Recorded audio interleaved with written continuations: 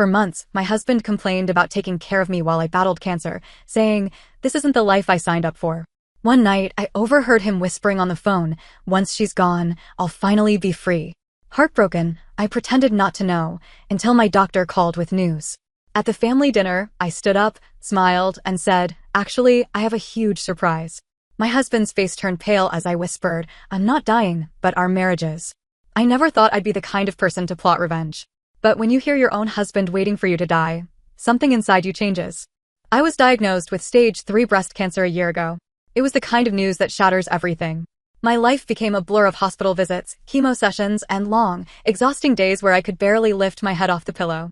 Through it all, I clung to the one thing that was supposed to be solid, my husband, Daniel. We had been married for 12 years. We built a life together.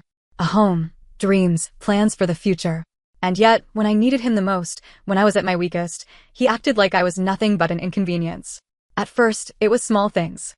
Sighs when I asked for help. Eye rolls when I was too weak to get out of bed. But as the months went on, it became clearer, he was done with me. Done with the sickness, done with the responsibility. He never said it outright, but he didn't have to. I could hear it in the way he spoke, in the way he barely touched me anymore, in the way he started staying out later and later, finding any excuse to be away from home. Then one night, everything changed. I had just finished throwing up for the 3rd time that evening. The chemo was brutal that week, and I felt like a ghost in my own body. Daniel had barely acknowledged me all day. He brought me a glass of water, left it on the nightstand without a word, and walked out. I was too exhausted to care, until I heard him talking on the phone. I wasn't trying to eavesdrop, but our bedroom door was cracked open, and his voice carried down the hall. I was about to call for him when I heard him laugh, really laugh, like he hadn't in months. Then I heard him say it. "Once she's gone, I'll finally be free." I froze. My heart stopped. "It won't be long now," he continued, his voice low. "You know how sick she is. It's just a matter of time." I clamped my hand over my mouth. I could feel the bile rising in my throat, but this time, it wasn't from the chemo. It was from him. From my husband. The man who swore to love me in sickness and in health. He was waiting for me to die. And he sounded relieved. I should have confronted him. I should have stormed into that hallway and screamed in his face. But something inside me stopped. Instead, I laid back down. I closed my eyes. And I pretended I never heard a thing. The news that changed everything the next few days were torture. I went through the motions, acting as if nothing had changed, all while Daniel kept up his little charade. He was still distant, still sighing every time he had to bring me something. But now, I saw it for what it was. He wasn't tired. He wasn't stressed. He was waiting. Waiting for me to stop breathing so he could be free. Then, 5 days later, my doctor called. I almost didn't pick up. I was so used to bad news at that point. But something about the doctor's tone made me sit up. The scans showed something unexpected. The tumors had shrunk. The chemo was working. Against all odds, I was getting better. I wasn't dying. I was going to live. And suddenly, I knew exactly what I had to do. The setup I didn't tell Daniel right away. I let him think everything was the same. I let him believe I was still fading away while he stayed out late and whispered on the phone. Then, I planned a family dinner. I told Daniel I wanted one last gathering, just in case. He barely reacted. Probably thought it was some kind of farewell dinner. He helped set the table like a dutiful husband, playing the part just well enough that no one suspected a thing. Our families arrived, chatting, laughing, completely oblivious to the storm about to hit. And then, as everyone settled in, I stood up. I smiled. And I said, "Actually, I have a huge surprise." Daniel frowned, his fork halfway to his mouth. I turned to face him. I made sure he saw the fire in my eyes before I leaned in and whispered, "I'm not dying. But our marriage is." His face turned pale. And that was just the beginning. The room went dead silent. Every fork, every glass, every conversation just stopped. Daniel's face drained of color like someone had yanked his soul right out of him. His mouth opened, but no words came out. Just a tiny, strangled sound, like a man realizing he had just walked into a trap. I let the words hang in the air for a moment, watching him squirm. Then I smiled wider. "Oh, I should have told you sooner, shouldn't I?" I said, tilting my head, keeping my voice light, almost teasing. "I got a call from my doctor a few days ago. The treatment's working. I'm getting better." Daniel swallowed hard. His hands were gripping the edge of the table so tight his knuckles were white. "I sent that great news?" I asked, still looking right at him. I could see his mind racing. He couldn't say what he was really thinking, not in front of my family, not in front of his parents, his siblings, our friends. So he forced a smile. "Of course," he choked out. Amazing. But his eyes? His eyes looked like he had just seen a ghost. Because he knew. He knew I had heard him that night. And he knew that this was just the beginning. The first crack, I turned my attention back to our guests, acting as if everything was fine. I thanked everyone for their support, smiled, laughed, sipped my wine, and let the conversation pick back up. But I felt Daniel staring at me. His leg bounced under the table. His fingers twitched. He kept darting glances at me like he was waiting for me to say more, to expose him right then and there. I didn't. Not yet. I wanted him to sweat. And oh, he did. All throughout dinner, he barely spoke. He barely ate. Every time I so much as looked at him, his jaw tightened. Then, finally, after dessert was served and people started moving around the house, he grabbed my wrist, his grip just a little too tight. "We need to talk," he muttered. I yanked my arm free. "Oh, do we?" I said sweetly. He shot me a warning look. "Not here." I let him stew for a few more minutes before following him into the kitchen. He closed the door behind us, his breathing heavy, his hands shaking slightly. Then, in a voice barely above a whisper, he hissed, "What the hell was that?" I raised an eyebrow. What was what? His nostrils flared. "Don't play dumb, my name." "Oh, I'm not playing dumb, Daniel," I said, my voice still calm. "I'm just enjoying the moment." His jaw clenched. "You should have told me." I let out a laugh. A real, sharp laugh that made his eye twitch. "Tell you," I said. "Why? So you could pretend to be happy? So you could pretend to care?" He rubbed a hand down his face, trying to compose himself. "You don't understand." "Oh, I understand perfectly," I cut in. "I understand that my own husband was waiting for me to die so he could be free." His face twisted. "I never said that." I tilted my head. "Didn't you?" He opened his mouth, closed it, then tried again.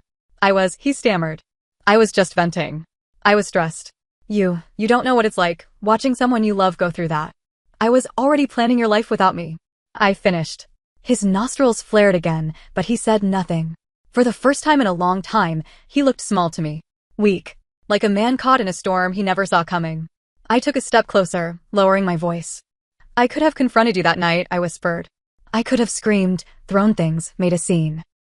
But I didn't. I waited. I waited until I had something better." His brow furrowed. "Better?" I smiled. Then I reached into my pocket, pulled out my phone, and hit play. The sound of his own voice filled the kitchen. "Once she's gone, I'll finally be free." Daniel flinched. The recording kept playing. "It won't be long now. You know how sick she is. It's just a matter of time." His face went from pale to ashen. And I just watched. Watched as every single excuse he had been forming in his head vanished. Watched as he realized he was trapped. Because he had no idea that night, when I had been lying in bed, too sick to move, too exhausted to react, my phone had been right there. Right beside me. Recording. His panic sets in, he lunged for the phone, but I was faster. I yanked it back, stepping out of his reach. "Give me that," he snapped. I laughed again. "Not a chance." His hands curled into fists. "You have no idea what you're doing." "Oh, I do," I said. "See, I could have just left you, Daniel. Could have just packed my things and walked away. But after everything? After what you put me through?" I leaned in close, lowering my voice. "I'm going to make sure you lose everything first." His breathing hitched. I turned to leave, but just as I reached the door, I looked over my shoulder. "You might want to start thinking about where you're going to live," I said casually. "Because this house? This life? It's not yours anymore." Then, before he could say another word, I walked back out to our guests, smiling like nothing had happened. Daniel didn't follow. I knew he wouldn't. Because for the first time since all of this started, he was the one who was scared. And I was just getting started. I returned to the dinner table like nothing had happened, laughing at my brother's joke, sipping my wine, pretending I hadn't just watched my husband's entire world collapse in that kitchen. But I felt it. The shift. The way Daniel stayed in there, probably gripping the counter, his brain scrambling for a way out. The way he finally emerged minutes later, stiff and silent, forcing a smile when his sister asked if he was okay. He wasn't. And that was the best part. But this was only the beginning. The accident, 2 days later, I woke up to find my phone missing. It had been charging on my nightstand the night before, right next to me. But when I reached for it, it was gone. I sat up, my stomach twisting. Daniel was already downstairs, drinking coffee like he had no cares in the world. I kept my voice calm. "Have you seen my phone?" He barely glanced at me. "Nope." Lie. I could tell from the way his fingers tightened around his mug. I turned the house upside down, checked under the bed, in the couch cushions, in drawers I hadn't even opened. Nothing. Then, an hour later, I heard the washing machine. Something was off. Daniel never did laundry. I walked over and opened the lid and my heart dropped. There it was. My phone, sitting in the drum, soaking wet. He knew he was caught the second I pulled it out. I heard his voice behind me. "That sucks," he said, his tone too casual. I turned slowly, gripping the dead phone in my hand. "You did this." His face twisted into mock innocence. "Why would I do that?" I laughed. I actually laughed. Because, wow, he was stupid. He really thought that would fix things? That I hadn't already backed up the recording everywhere? "I have copies," I said simply. "Multiple. In case you were wondering." And just like that, his fake confidence cracked. I watched it happen, the way his jaw twitched, his eyes darkened. He turned away, muttering, "This is getting ridiculous." "No," I said. "This is just getting good." The second phone call. That same afternoon, I got another call. Not from my doctor this time. From Daniel's boss. I almost let it go to voicemail, but curiosity got the best of me. "Hello?" A hesitant voice answered. "Hi, this is Mr. Larson. I'm calling about Daniel. I was wondering if we could set up a time to chat privately." That's when I knew something was up. Daniel had worked at the same finance firm for years, but I had never gotten a call from his boss before. I checked the clock. "I'm free now." A pause. Then, "Perfect. Would you mind coming down to my office?" "Oh, I would love to." The bombshell in his office. I showed up 30 minutes later, still weak from treatment, but running on pure adrenaline. Mr. Larson was a stiff, serious-looking man in his 50s, the kind who had probably never told a joke in his life. He gestured for me to sit, folding his hands on the desk. "I wanted to reach out because, well, we have a bit of a situation with Daniel." I raised an eyebrow. "A situation?" He sighed. "I know this might be difficult for you to hear, given everything you're going through, but there have been some financial irregularities tied to your husband's accounts." I blinked. "Financial irregularities?" Then it clicked. "Fraud." I kept my face neutral. "What does that have to do with me?" He hesitated. Then, in a low voice, he said, "Some of the transactions involved funds from your joint accounts." Oh! My fingers dug into my lap. "So you're telling me Daniel has been stealing money and using my name to do it?" Mr. Larson exhaled. "We're still investigating, but I wanted to inform you before things escalate." And that's when I realized something even bigger. This wasn't just a warning. This was a setup. If Daniel was using my name, that meant if things went south, I'd go down with him. The confrontation. I walked into our house seething. Daniel was lounging on the couch, scrolling through his new phone like he didn't have a care in the world. I didn't waste time. "I know." He looked up, frowning. "Know what?" I threw my purse down. "That you've been stealing money. That you've been using my name." His expression flickered, just for a second. Then he scoffed. "I don't know what you're talking about." I stepped closer, my voice sharp. "Your boss called me." That wiped the smug look off his face. "Why the hell would he call you?" he snapped. I smiled. "Because, genius, you were dumb enough to tie my accounts to your fraud." I watched as the realization set in. He had backed me into a corner without even meaning to. I could already see the wheels turning in his head. He was trying to figure out how to talk his way out of this. I didn't give him the chance. "I don't care how you fix this," I said. "But you will. And if you try to drag me down with you." I stepped even closer, lowering my voice to a whisper. "I will bury you first." For the first time, he looked genuinely scared. And I drank in the sight. But I wasn't done yet, because now it wasn't just about revenge. It wasn't just about what he said on the phone that night. Now it was about ruining him. I had cancer and I survived. But Daniel? Daniel wasn't going to survive me. I didn't sleep that night. Not because of the pain, though. After months of chemo, that was a familiar companion, but because of the rage boiling inside me. Daniel had done more than just betray me. He had tried to erase me. First, by waiting for me to die, and then, when that didn't happen, by trying to drag me down with him. He thought I was weak. He thought I wouldn't fight back. He had no idea who he was dealing with. The next morning, while Daniel was in the shower, I took everything. The phone recordings? Copied to multiple USB drives. The bank statements? Printed. The messages I had managed to retrieve from his old phone backups? Screenshotted. By the time he walked downstairs, towel around his shoulders, still yawning like it was just another day, I had all my weapons lined up. It was time to end this. The public execution. I didn't want this to happen behind closed doors. No, Daniel had humiliated me in silence for too long. It was time for an audience. That night, I called another family dinner. Same setup as before. Except this time, there was no celebration. There was only an execution. Everyone arrived, just like last time, his parents, his sister, my family, our close friends. Daniel, still oblivious, greeted everyone with a fake smile, probably thinking I had calmed down. I let him think that. Then, after dinner was served, after the plates were full, I stood up again. The room fell silent. Daniel, mid-bite, looked up at me, fork frozen in the air. I smiled. Actually, I said, my voice sweet, I have another surprise. Daniel stiffened. This time, I didn't drag it out.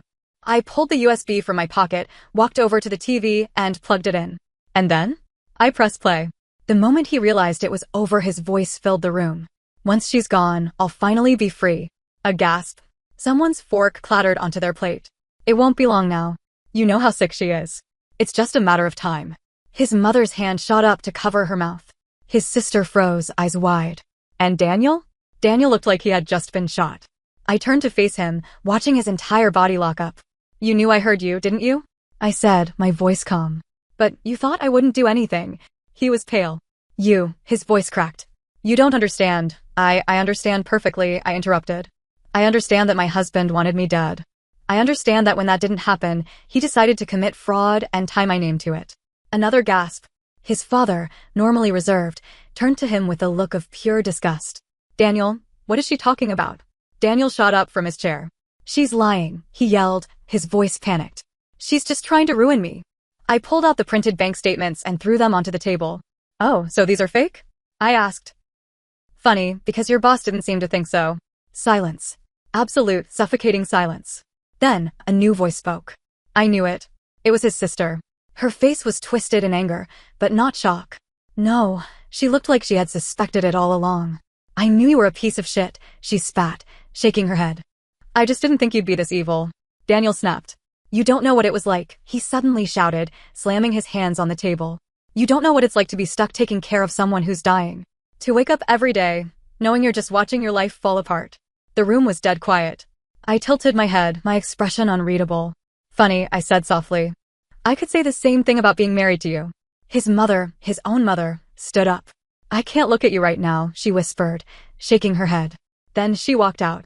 One by one, the rest of the family followed. And just like that, Daniel was alone. The last conversation, it was just the two of us now. He was breathing hard, his face red, his hands clenched into fists.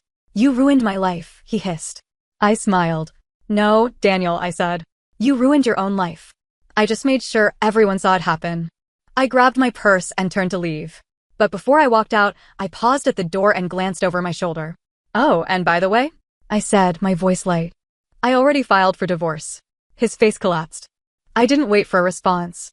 I just walked out, the sound of his world crashing down ringing behind me. The aftermath in the weeks that followed, Daniel's life fell apart. His company fired him. The fraud case was out of my hands, but since my name was tied to some of the accounts, I worked with a lawyer and managed to clear myself while pushing everything onto him. His own family refused to speak to him. As for the divorce, I took the house. I took the savings. I took everything. He fought it, of course. Tried to paint himself as the victim, tried to manipulate, tried to lie. But the thing about men like Daniel, once the mask cracks, there's no putting it back together. The court saw through him. I walked away free. And Daniel? He walked away with nothing. Do I regret it? No. I regret ever loving him. I regret wasting my years on someone who never saw me as a person, only as an obstacle to his perfect life. But revenge? No. Revenge was the best thing I ever did. Because for the first time in a long, long time, I was finally free.